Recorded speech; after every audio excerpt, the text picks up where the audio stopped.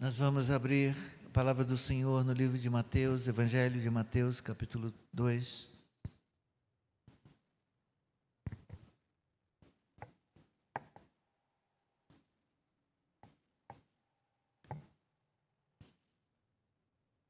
Se vocês puderem, vamos mudar de posição para a leitura.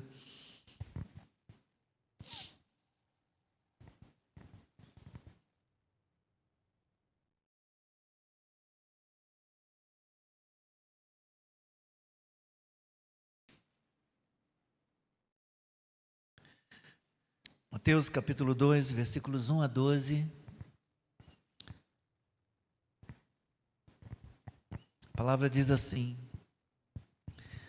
Tendo Jesus nascido em Belém da Judéia, nos dias do rei Herodes, eis que vieram os magos do Oriente a Jerusalém e perguntavam: Onde está o recém-nascido rei dos judeus? Porque vimos a sua estrela no Oriente e viemos para adorá-lo. Ao ouvir isso, o rei Herodes ficou alarmado e com ele toda Jerusalém. Então Herodes convocou todos os principais sacerdotes e escribas do povo e lhes perguntou onde o Cristo deveria nascer. Eles responderam: em Belém da Judéia, porque assim está escrito por meio do profeta: e você, Belém, terra de Judá, de modo nenhum é a menor entre as principais de Judá, porque de você sairá o guia que apacentará o meu povo Israel. Com isto, Herodes, tendo chamado os magos para uma reunião secreta, perguntou-lhes sobre o tempo exato em que a estrela havia aparecido, e enviando-os a Belém, disse-lhes: vão e busquem informações precisas a respeito do menino, e quando o tiverem encontrado, avisem-me, para eu também ir adorá-lo. Depois de ouvirem o rei, os magos partiram, e eis que a estrela que viram no Oriente ia adiante deles, até que, chegando, parou sobre onde o menino estava. E vendo eles a estrela, alegraram-se com grande e intenso júbilo. Entrando na casa, viram o menino com Maria, sua mãe, prostrando-se o adoraram, e abrindo seus tesouros, entregaram-lhe suas ofertas: ouro, incenso e mirra. Tendo sido avisados por Deus em sonho para não voltarem à presença de Herodes, os magos seguiram por outro caminho para a sua terra. Louvado seja o nome do Senhor.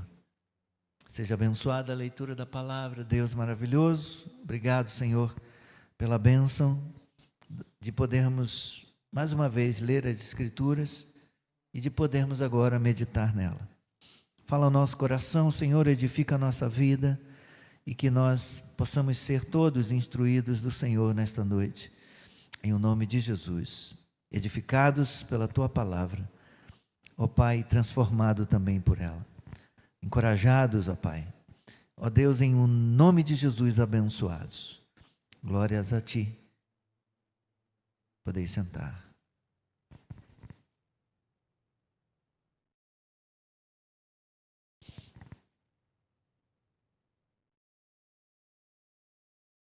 Na segunda-feira, no culto de oração,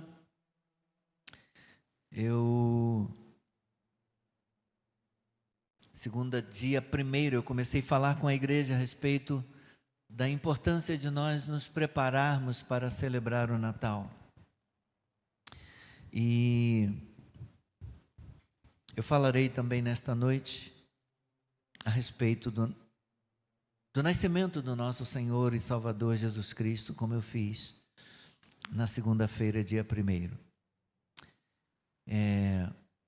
Eu não vou expor cada versículo,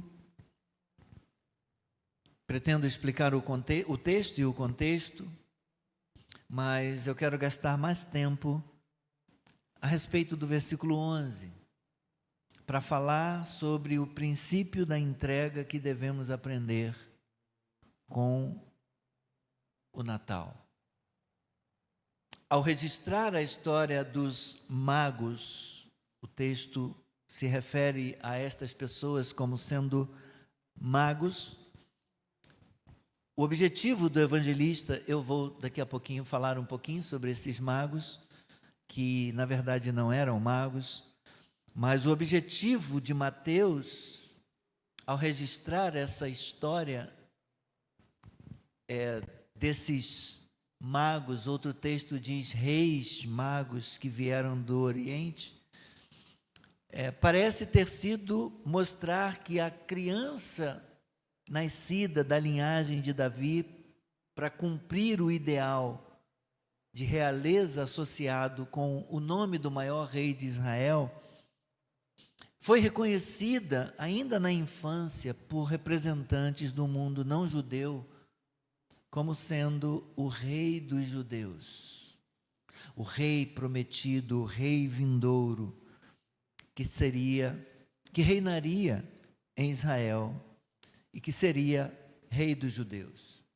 Esses magos, na verdade, eram possivelmente astrólogos ou sábios especializados em interpretação de sonhos, assim como Daniel fora, porque eles vêm lá das bandas da Pérsia, da Mesopotâmia, e lembra de Daniel interpretando os sonhos na Babilônia, interpretando os sonhos de Nabucodonosor? Havia pessoas que se especializavam em ler, em entender a astrologia, em entender os astros e em interpretar sonhos também. Possivelmente esses astrólogos, eles eram especialistas em interpretação de sonhos ou em entender os astros. Então, com a sua característica curiosidade científica, eles tinham visto um notável fenômeno astrológico, cuja natureza não é revelada, mas o texto fala que era uma estrela, né? Eles tinham ouvido falar de uma estrela, e eles viram uma estrela, e eles vieram seguindo essa estrela, porque entendiam que aquela estrela estava associada com a vinda desse rei judeu. Eles eram gentios, e eles, portanto, familiarizados com a crença contemporânea, generalizada, de que o tempo estava propício para o aparecimento de um rei que nasceria na Judéia, o qual reivindicaria homenagem universal e iria introduzir um reino de paz.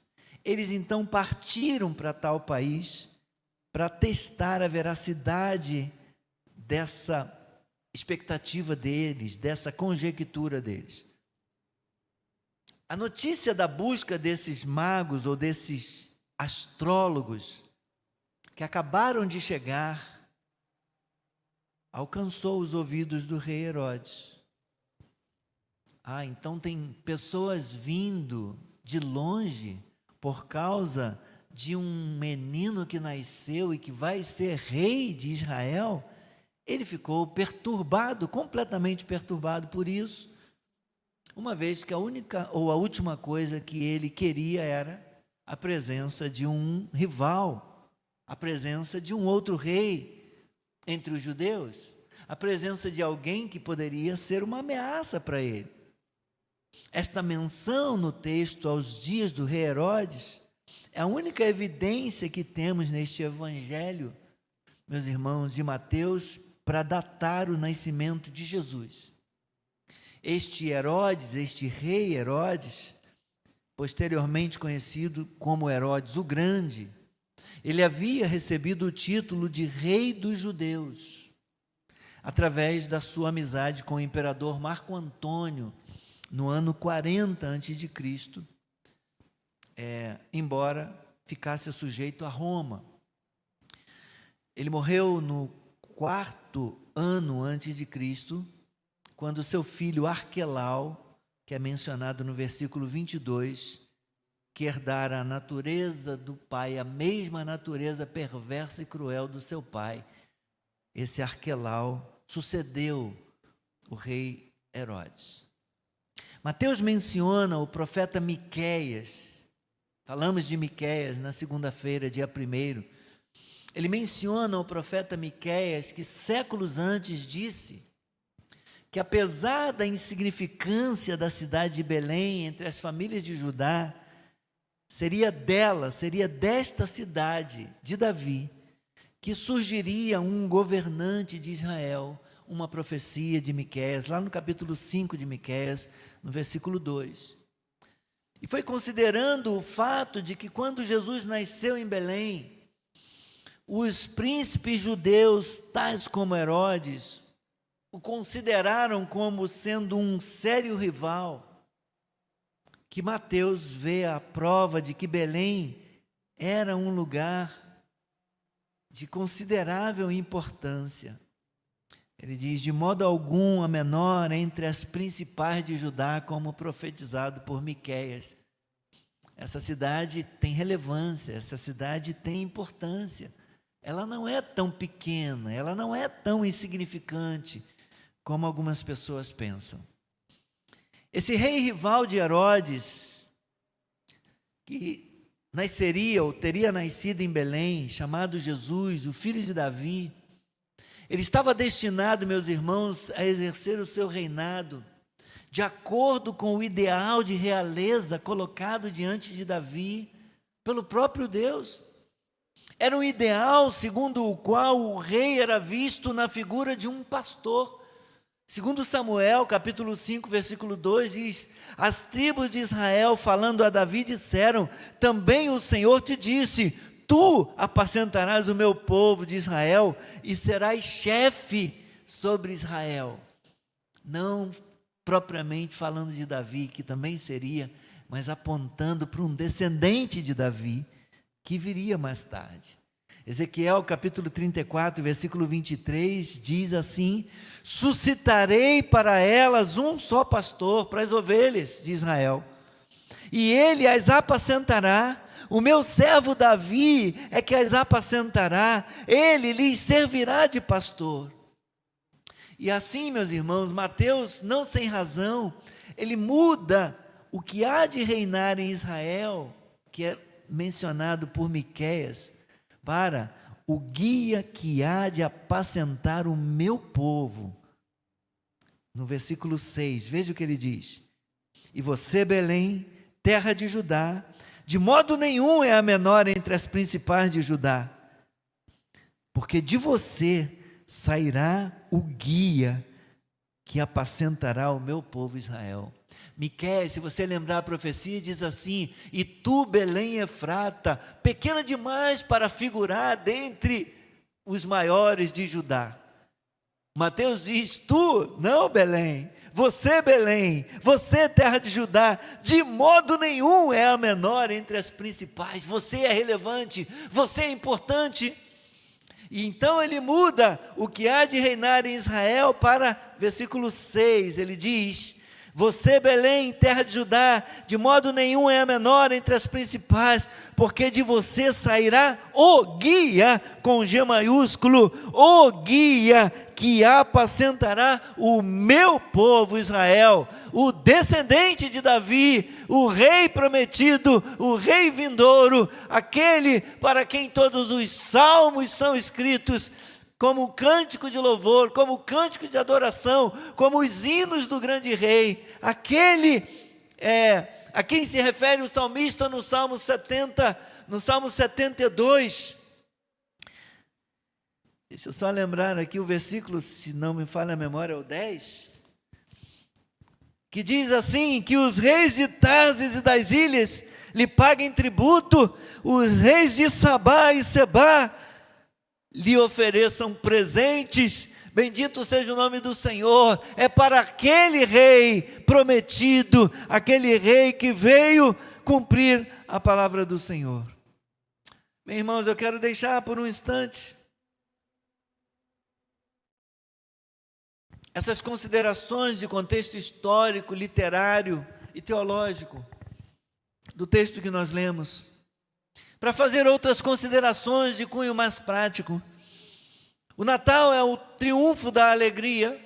Os magos ou sábios astrólogos, eles ouviram a notícia, eles ouviram a boa nova da chegada de Jesus, o novo rei, e eles ficaram grandemente alegres. O Natal é também o triunfo da humildade, é o triunfo da alegria, mas é também o triunfo da humildade. Nós vemos que Jesus nasceu, como fora dito, na menor cidade de Judá, a cidade de Belém, considerada até então a menor cidade de Judá. E pela ótica do Evangelho de Lucas, nós sabemos que Jesus nasceu num coxo, meus irmãos. A manjedoura era um coxo, era lugar dos animais comerem, numa estrebaria. Agora o versículo 11, Jesus estava em casa com seus pais. Embora o texto diga apenas com Maria, ele estava, pequenino que era, ele estava com sua mãe. Mas José provavelmente se encontrava também em casa. E ele deixou a maternidade e veio para casa, e então começou a receber visitas. E as visitas, como é comum quando nascem, né? As crianças, quando nascem os bebês, as visitas traziam presentes. E com o passar do tempo, estes presentes têm sido considerados como símbolos da verdade cristã. Epifânio fala de ouro para a sua humanidade, de mirra para a sua morte e incenso para a sua divindade. Também foi dito ouro por ser ele rei, incenso por ser ele Deus e mirra pela sua humanidade por ser ele homem mortal. Mas o destaque, meus irmãos, que queremos dar nessa noite a respeito dos presentes que foram trazidos pelos visitantes, pelos astrólogos ou sábios ou magos lá do Oriente, alguns também falam na possibilidade de terem sido reis. É que o Natal é também o triunfo da entrega, é sim o triunfo da alegria, é também o triunfo da humildade, mas é também o triunfo da entrega.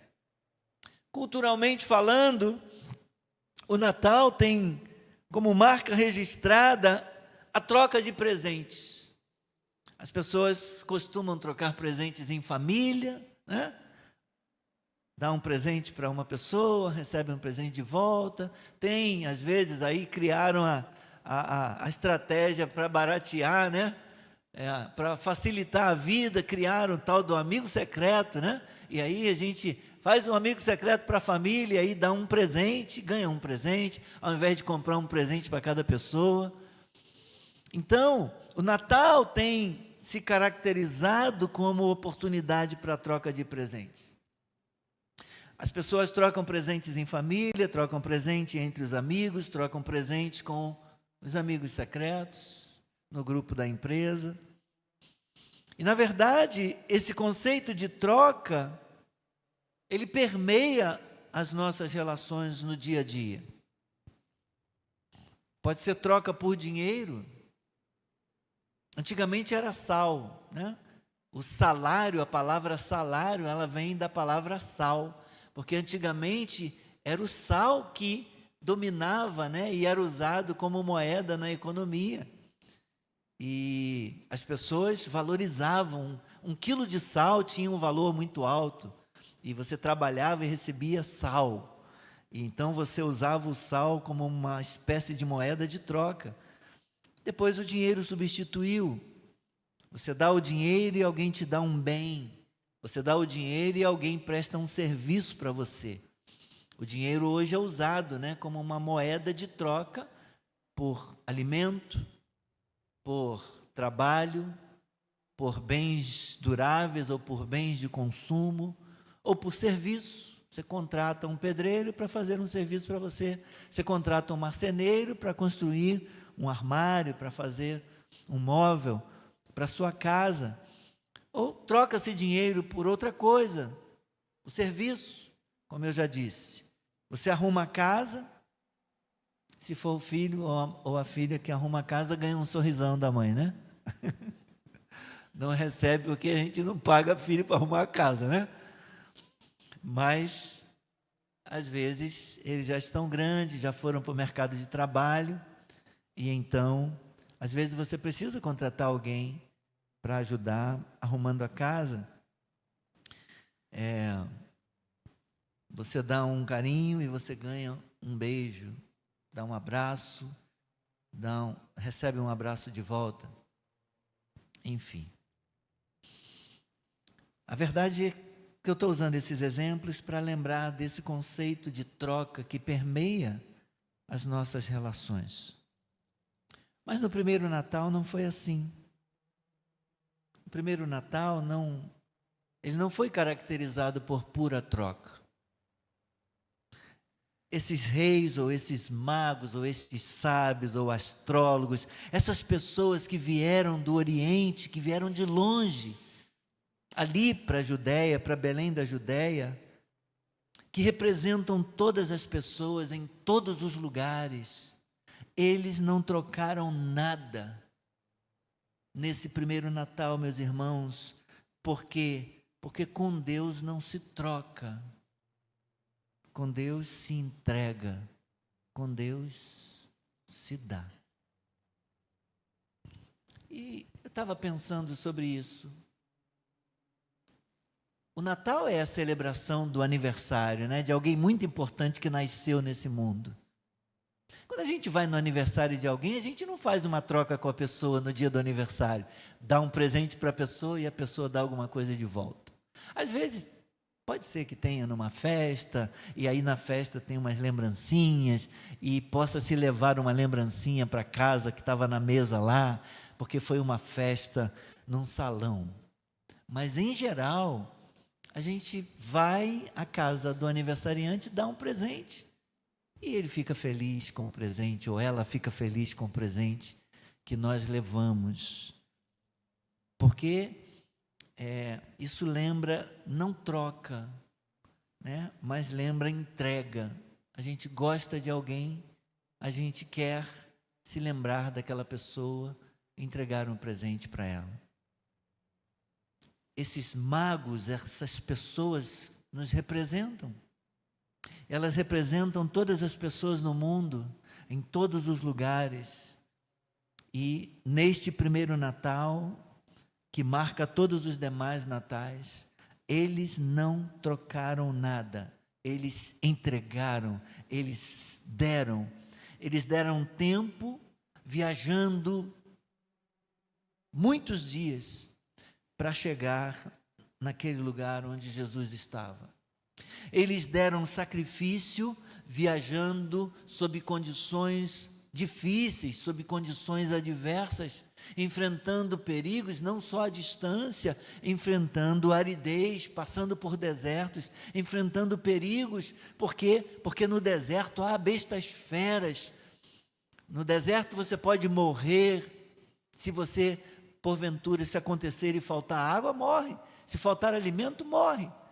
Dependendo do tempo que você vai levar para atravessar um deserto, o forte calor pode matar. À noite, o deserto, a temperatura baixa demais, é muito frio. Eles viajaram sob condições difíceis, de temperatura, sob condições de adversidade. Eles deram sacrifício. E eles deram bens. Eles trouxeram seus bens. Ouro, incenso e mirra. E o John Piper, um pastor de uma igreja estadunidense, de uma igreja nos Estados Unidos da América, ele, escritor também, ele diz que os presentes, eles são intensificadores do desejo pelo próprio Cristo, da mesma forma que o jejum. Quando você dá um presente como esses a Cristo, essa é uma forma de você dizer: a alegria que eu busco, veja o versículo 10, e vendo eles a estrela, o que aconteceu? Qual foi o sentimento deles? Alegraram-se com um grande e intenso júbilo. Eles se alegraram antes de entregar os presentes. Eles se alegraram com a pessoa, eles se alegraram com a presença, eles se alegraram com o poder. com a autoridade, com a realeza, com a importância, com a relevância daquela pessoa. Eles se alegraram. Quando você dá um presente, como eles deram para Cristo, dos seus bens, ouro, incenso e mirra, é uma forma de você dizer: a alegria que eu busco, no versículo 10, não é a esperança de ficar rico com coisas que venham de ti. Eu não busco a ti por tuas coisas. Eu não venho a ti por tuas coisas, mas por ti mesmo. A gente cantou isso, né? Estou aqui, eu vim por ti. O que eu quero é intimidade em comunhão. Eu não venho por coisas que o Senhor faz. Eu não venho por sinais. Eu não venho pelas maravilhas. Eu não venho por causa das bênçãos. Eu venho por causa do abençoador. Eu venho por ti. Então não é a esperança, a alegria que eu busco. Não é a esperança de ficar rico com coisas que venham de ti. Eu não venho a ti por tuas coisas, mas por ti mesmo. E esse desejo eu agora intensifico e manifesto ao oferecer a ti coisas, na esperança de apreciar mais a ti e não as coisas. Ao dar-te aquilo de que não preciso e o que eu poderia desfrutar, ao dar-te aquilo de que não precisas, tu não precisas, e o que eu poderia desfrutar, eu estou dizendo de modo mais sincero e verdadeiro: tu és o meu tesouro e não essas coisas. Mas eles não deram só ouro, incenso e mirra. Eles deram também essas coisas, mas não somente isso. Eles deram a devoção. Eles adoraram o Salvador. Adoraram, prostrando-se, o adoraram. E abrindo os seus tesouros, fizeram a sua entrega. Mas eles se deram em devoção. Eles deram o coração, arriscando a sua própria vida para encontrar o Rei dos Judeus. Uma demonstração, meus irmãos, do cumprimento da palavra, de que as nações procurarão o Salvador, as nações virão em busca do grande Rei, elas virão em busca do grande Deus. Eu me preparo para concluir, irmãos, dizendo que o verdadeiro Natal nos desafia a parar de trocar, para começarmos a entregar e dar. Essa tem sido a nossa proposta no Natal. Por isso eu encorajei os irmãos no dia 1º a gente se preparar, e eu distribuí alguns folhetinhos, alguns livretinhos com mensagens.